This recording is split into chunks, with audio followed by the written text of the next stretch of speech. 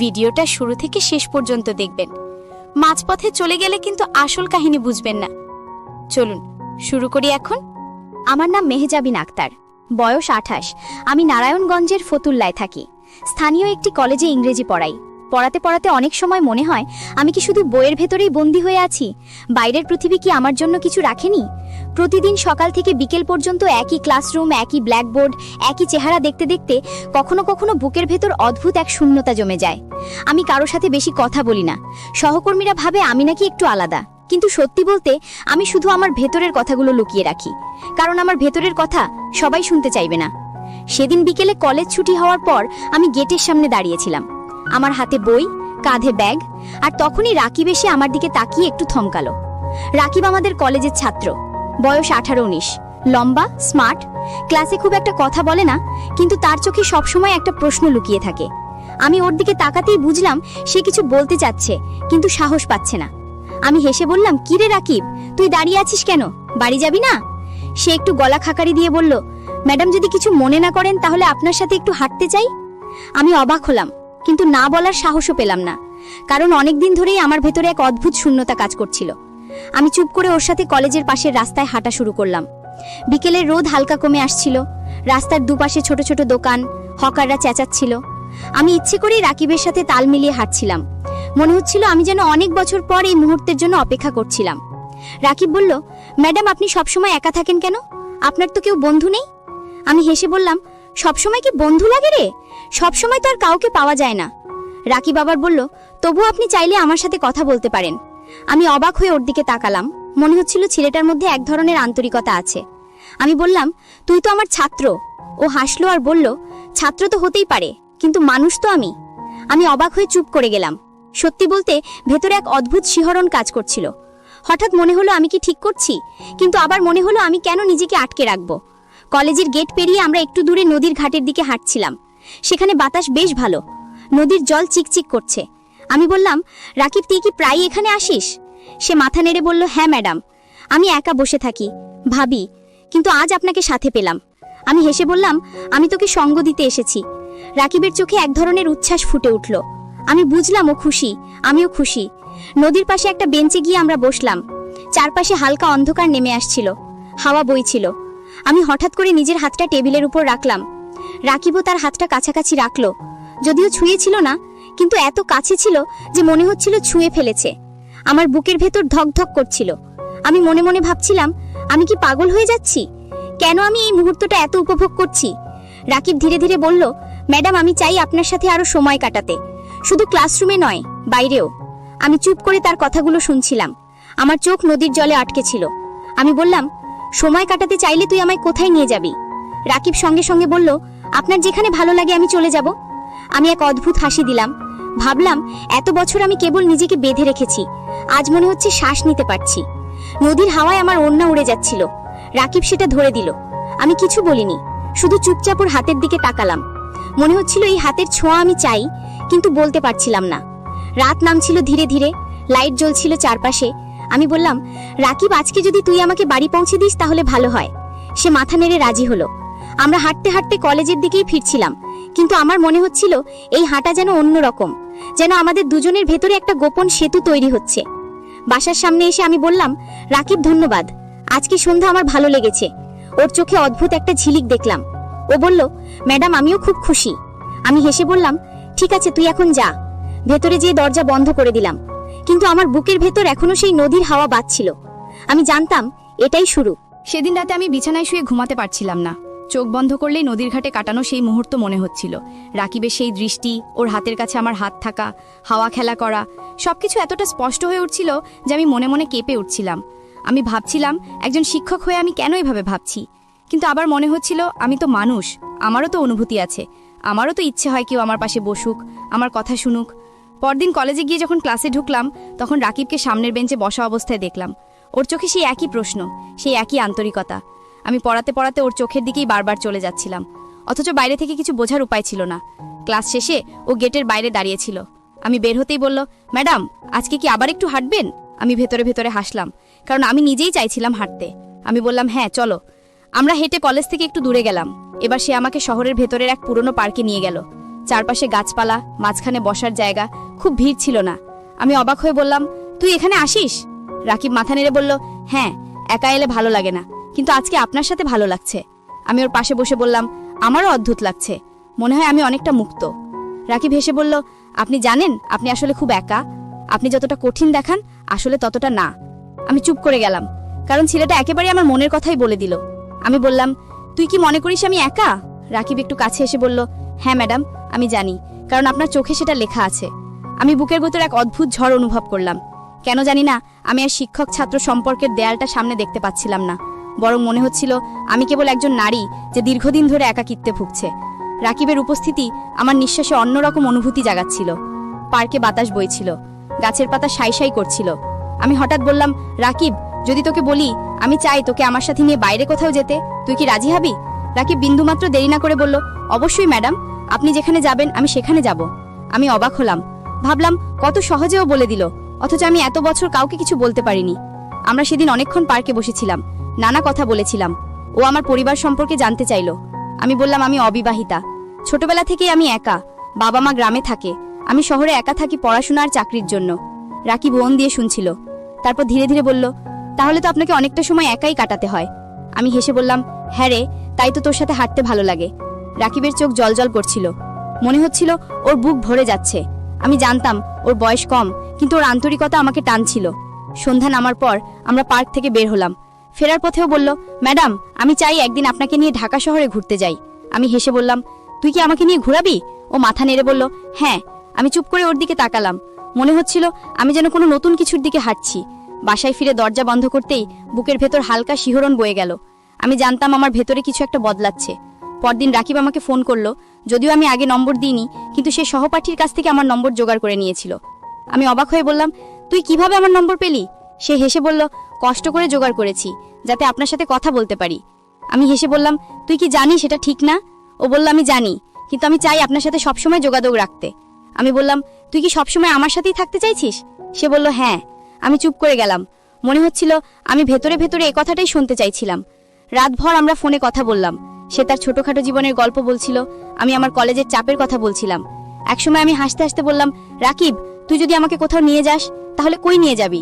ও সঙ্গে সঙ্গে বলল, নদীর ধারে, পার্কে, ঢাকার বিভিন্ন জায়গায়। আমি বললাম, তাহলে ঠিক আছে, একদিন আমরা ঢাকা যাব। ও খুশিতে প্রায় চিৎকার করলো। আমি মনে মনে লজ্জা পেলাম, কিন্তু আনন্দও লাগছিল। মনে হচ্ছিল আমি যেন কোনো কিশোরী হয়ে গেছি। পরের কয়েকদিন রাকিব প্রতিদিন আমার সাথে হাঁটতো, কথা বলতো, আমার জন্য চকলেট আনতো। আমি কিচ্ছু বলতাম না, কিন্তু ভেতরে ভেতরে পেয়ে খুশি হতাম। একদিন বিকেলে আমি নিজেই বললাম, রাকিব, কাল ছুটি, আমরা ঢাকা যাই। ও এত খুশি হলো যে ফোনের ওপাশে চুপ করে গেল। তারপর আসতে বলল, ধন্যবাদ ম্যাডাম। আমি বললাম, ধন্যবাদ কেন রে, আমি তো চাইছি। ও বলল, তবু আমি খুশি। আমি জানতাম এটাই সেই মুহূর্ত যখন আমি আমার একাকিত্ব থেকে বেরিয়ে আসছি। আমি জানতাম সামনে আরো কিছু আছে। ঢাকায় যাওয়ার দিন সকালেই আমি একটু অস্থির হয়ে পড়েছিলাম। অনেকদিন পর মনে হচ্ছিল আমি যেন কোনো ভ্রমণে যাচ্ছি, অথচ এই ভ্রমণের ভেতরে ছিল এক অদ্ভুত অস্থিরতা। রাকিব সকাল সকাল আমার বাসার সামনে এসে দাঁড়ালো, পরিপাটি জামা পরে, মুখে হাসি, হাতে ছোট্ট একটা ব্যাগ। আমি ওর দিকে তাকিয়ে মৃদু হেসে বললাম, খুব তো প্রস্তুতি নিয়েছিস? ও হাসলো আর বলল, ম্যাডাম, আজকের দিনটা আমি বিশেষ করতে চাই। আমি ভেতরে এক ধরনের উষ্ণতা অনুভব করলাম।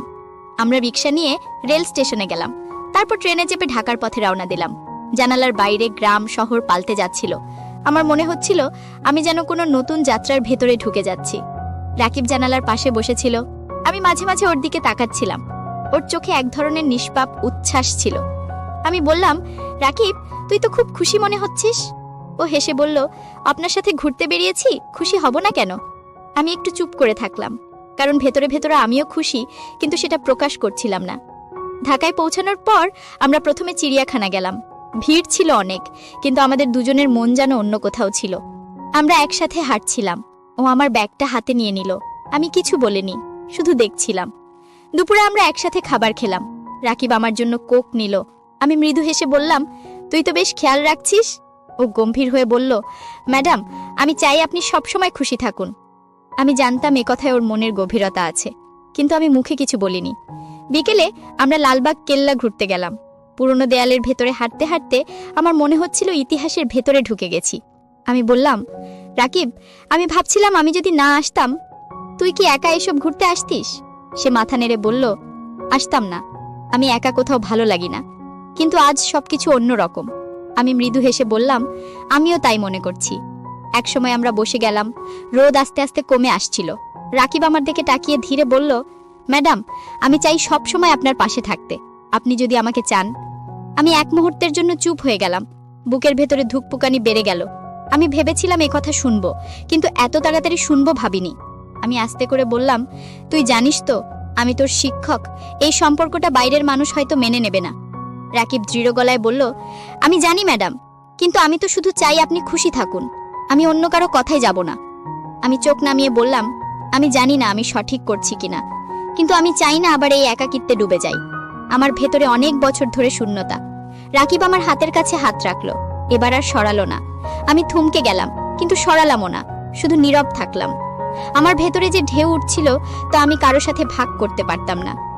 সন্ধ্যার সময় আমরা রিক্সা নিয়ে ধানমন্ডির লেকের দিকে গেলাম। চারপাশে আলো জ্বলছিল, পানির ওপর সেই আলো প্রতিফলিত হচ্ছিল। আমি বললাম, জায়গাটা সুন্দর। রাকিব আমার দিকে তাকিয়ে বলল, হ্যাঁ, কিন্তু আপনার সাথে থাকায় আরো সুন্দর। আমি মনে মনে ভেঙে পড়ছিলাম। আমি চেয়েছিলাম এই মুহূর্তের সময় থেমে যাক। আমরা লেকের ধারে বসেছিলাম। রাকিব চুপচাপ ছিল। আমি ওর দিকে তাকালাম। ওর চোখে অদ্ভুত এক টান ছিল। আমি জানতাম আমি আর শিক্ষক নই, আমি শুধু একজন নারী যে চাইছে এই মুহূর্তটা ধরে রাখতে। রাত নামার পর আমরা আবার ট্রেনে করে ফিরছিলাম। সারা পথ আমি চুপ ছিলাম, শুধু মাঝে মাঝে ওর দিকে তাকাচ্ছিলাম। মনে হচ্ছিল আমি এক ভয়ঙ্কর অথচ সুন্দর পথে হাঁটছি।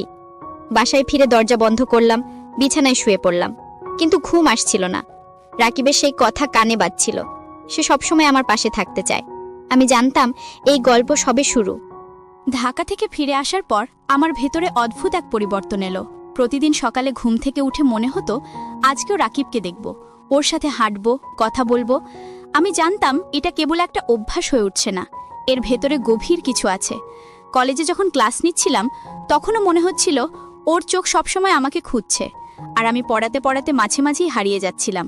একদিন দুপুরে ক্লাস শেষ হওয়ার পর রাকিব আমার কাছে এসে আসতে বলল, ম্যাডাম, আজকে আপনি কি বাসায় থাকবেন? আমি অবাক হয়ে জিজ্ঞেস করলাম, কেন? সে একটু লাজুক ভঙ্গিতে বলল, আপনার সাথে কিছু সময় কাটাতে চাই। আমি থমকে গেলাম। বুকের ভেতর অদ্ভুত ধুকপুকানি শুরু হলো। আমি মৃদু গলায় বললাম, আমার বাসায় কেউ থাকে না, তুই জানিস তো? রাকিব মাথা নেড়ে বলল, জানি। আমি আসতে বললাম, তাহলে বিকেলে আসিস? ওর চোখ আনন্দে ঝিলমিল করে উঠল। সেদিন বিকেলে আমি সারাক্ষণ প্রস্তুতি নিচ্ছিলাম। ঘর একটু গুছালাম, টেবিলে কিছু খাবার রাখলাম, বারবার আয়নায় নিজের দিকে তাকাচ্ছিলাম। মনে হচ্ছিল আমি কোনো ছাত্রীর মতো প্রস্তুতি নিচ্ছি, অথচ আমি শিক্ষক। বিকেলে দরজার ঘণ্টা বাজার সাথে সাথেই আমার বুক কেঁপে উঠল। দরজা খুলতেই রাকিবকে দেখলাম, পরিপাটি জামা, হাতে ছোট্ট একটা বইয়ের ব্যাগ, মুখে মিষ্টি হাসি। আমি হেসে ভেতরে আসতে বললাম। ও ভেতরে এসে চারপাশে তাকালো, তারপর বলল, ম্যাডাম, আপনার বাসা বেশ সুন্দর। আমি বললাম, সুন্দর তো নয়, তবে শান্ত। রাকিব বলল, শান্ত মানেই তো সুন্দর। আমি হেসে চুপ করে গেলাম। আমরা বসার ঘরে বসেছিলাম। আমি কিছু নাস্তা এনে সামনে রাখলাম। ও বলল, ম্যাডাম, এত কষ্ট করার দরকার ছিল না। আমি বললাম, তোকে আসতে বলেছি তাই তো। সে হাসল। আমি টের পাচ্ছিলাম পরিবেশে অদ্ভুত এক নীরবতা কাজ করছে। আমরা গল্প শুরু করলাম। ও কলেজের কথা বলছিল, আমি আমার পড়াশোনার চাপের কথা বলছিলাম। কিন্তু মাঝে মাঝেই আমরা দুজনেই থেমে যাচ্ছিলাম, যেন কথার চেয়ে নীরবতা বেশি কিছু বলছে। রাকিব একসময় আসতে বলল, ম্যাডাম, আমি জানি এটা বলা ঠিক না, কিন্তু আমি প্রতিদিন আপনার কথা ভাবি। আমি চুপ করে ওর দিকে তাকালাম। মনে হচ্ছিল আমার বুকের ভেতরে সেই কথাটাই প্রতিধ্বনিত হচ্ছিল। আমি ধীরে বললাম, তুই জানিস তো এইসব কথা বাইরের মানুষ মেনে নেবে না। ও দৃঢ়ভাবে বলল, আমি বাইরের কারো কথা শুনতে চাই না, আমি শুধু আপনাকে চাই। আমি চোখ নামিয়ে ফেললাম। বুকের ভেতর কাঁপন উঠছিল। কেন জানি না আমি আর কোনো যুক্তি খুঁজতে পারছিলাম না। মনে হচ্ছিল আমি বহু বছর ধরে কারো এই কথাটাই শুনতে চাইছিলাম। হঠাৎ রাকিব আমার হাতের কাছে হাত রাখল। এবার সে সরালো না। আমি অবাক হলেও হাত সরালাম না, শুধু চুপ করে বসে থাকলাম। মনে হচ্ছিল এই স্পর্শে আমার শূন্যতা ভরছে। আমরা অনেকক্ষণ সেইভাবেই বসেছিলাম। হঠাৎ আমি উঠে গিয়ে জানালার পর্দা সরালাম। বাইরে সন্ধ্যা নামছিল, চারপাশে অন্ধকার ঢুকছিল, বাতাস বইছিল। আমি ফিরে এসে বললাম, রাকিব, তুই কি কখনো ভয় পাচ্ছিস? ও হেসে বলল, ভয় কিসের? আমি তো শুধু আপনাকে চাই। আমি চুপ করে গেলাম। সেই সন্ধ্যায় রাকিব অনেকক্ষণ আমার সাথে ছিল।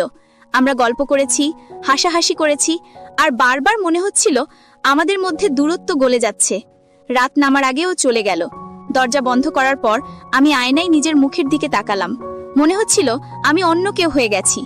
পরদিন কলেজে গিয়ে রাকিবকে দেখতেই বুকের ভেতর ধুকপুকানি শুরু হলো। আমি ক্লাস নিচ্ছিলাম, কিন্তু মন বারবার চলে যাচ্ছিল আগের সন্ধ্যায়। মনে হচ্ছিল আমাদের মধ্যে অদৃশ্য এক সুতো জড়িয়ে গেছে, সেই সুতো আর কাটা যাবে না। দিনগুলো এভাবেই কেটে যাচ্ছিল। প্রতিদিন আমি রাকিবকে আরো কাছে টেনে নিচ্ছিলাম, আর ও আমার প্রতিটি মুহূর্ত দখল করে নিচ্ছিল। আমি জানতাম আমি এক ভয়ঙ্কর খেলা খেলছি, কিন্তু আবার মনে হচ্ছিল আমি বেঁচে উঠছি। আমি আর আগের মতো নিঃসঙ্গ নই। আমার পাশে একজন আছে যে আমাকে সত্যিই চায়, আর আমি চেয়েও প্রতিরোধ করতে পারছিলাম না। দিনগুলো যেন অদ্ভুত গতিতে পাল্টে যাচ্ছিল।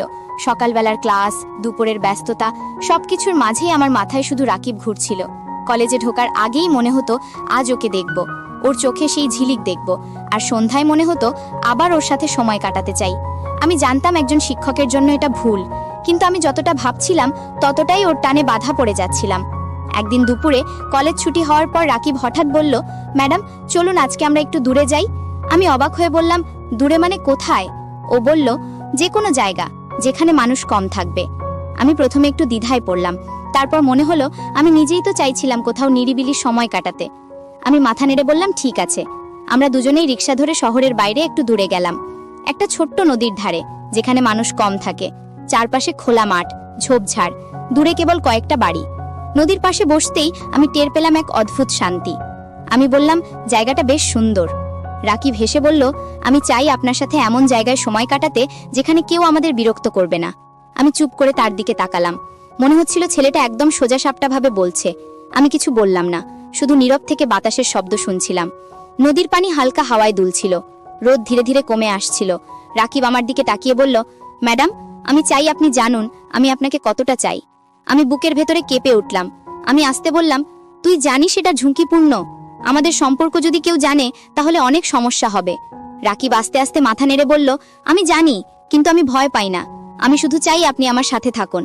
আমি চোখ নামিয়ে ফেললাম, কারণ আমি জানতাম এই কথাই আমার ভেতরের সত্য। আমি আসলে চাইও আমার সাথে থাকুক। আমি চাই কেউ আমাকে চাউক। আমি চাই একাকিত্ব ভাঙুক। আমি সেই মুহূর্তে বুঝলাম আমি আর নিজেকে আটকাতে পারবো না।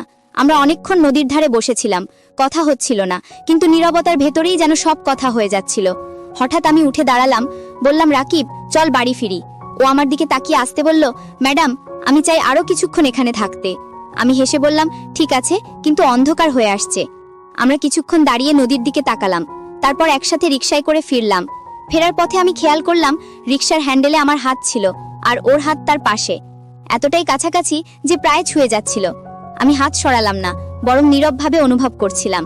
সেই নীরব স্পর্শ আমাকে ভেতরে ভেতরে কাঁপিয়ে তুলছিল। বাসায় ফিরে রাতে আমি সারাক্ষণ ওর কথাই ভাবছিলাম। ফোন হাতে নিয়েই ছিলাম, কিন্তু কল করছিলাম না। অবশেষে ও ফোন করলো, আসতে বলল, ম্যাডাম আজকের দিনটা আমার জীবনের সেরা দিন। আমি চোখ বন্ধ করে হাসলাম আর বললাম, আমারও তাই মনে হচ্ছে। সেই রাতে আমরা দীর্ঘক্ষণ কথা বললাম। আমি টের পেলাম আমাদের মধ্যে যে দূরত্ব ছিল তা আস্তে আস্তে মুছে যাচ্ছে। দিন কয়েক পর আবার রাকিব আমাকে বলল, ম্যাডাম আমি চাই একদিন আপনার সাথে বাইরে কোথাও রাত কাটাতে। আমি প্রথমে চমকে উঠলাম, বুকের ভেতর যেন ধক করে উঠল।